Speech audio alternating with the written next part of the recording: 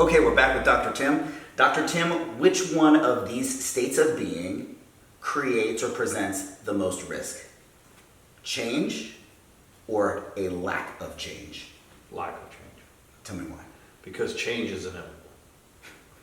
Everything changes, right? Think about your life. What is the same this year that was the same that was this way last year? What is the same this year that was this way 10 years ago? And so I think one of the great things that I learned along the way was be the cause of change. Instead of waiting for change to happen and being worried that it's going to happen, seek it out. What do we need to change? What needs to be changed? What's changing next week? What's changing in your business, in your life, in your marriage?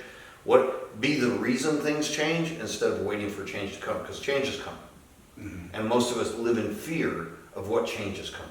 You hear it all the time. Get on social media, listen to the news. Everybody's so afraid of things changing, but the reality is things are going to change, right? I mean, when I was in high school, the internet didn't exist, cell phones didn't exist. That's hard to believe that in one lifetime that has changed so drastically, but things are going to change. So let's anticipate the change, be ahead of the change, and think about how do I need to change to anticipate it, and suddenly change doesn't seem so scary. But being afraid of change and hoping it doesn't happen to you and being scared that it's going to, we all see the people that do that, and that's by far a more risky maneuver. Wow.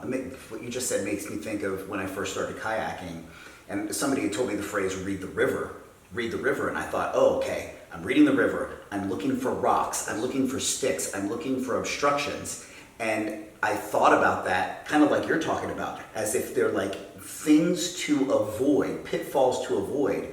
And then over time, I figured out that, man, I had it completely backwards. Yeah. Reading the river has nothing to do with the rocks. It has to do with reading the flow of the river. Where should I? Where does the river want me to go, and how do I steer through that? It's an ingenious metaphor because it's really the same exact thing that you're talking about. We don't do that in our life. You know, we tend to like think about, okay, well, could this go wrong? Don't hit the wall. Don't hit the wall. Right.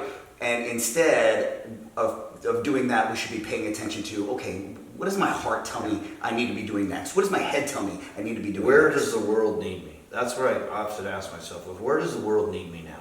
What does it need me to do? And that isn't egotistical. It's literally asking, where does the world, God, infinite intelligence need me? What should I be focused on next? What's the next thing coming? And not be afraid of that.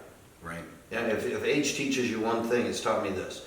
Look, I figured it out up until now. So the chance I'm going to figure it out with much more tools than I had 30 years ago, Sure. I have way more tools, I'll figure out the next 20. I'm just not worried about change. That's great. Thanks, Dr. Tim. Read the river, not the rocks.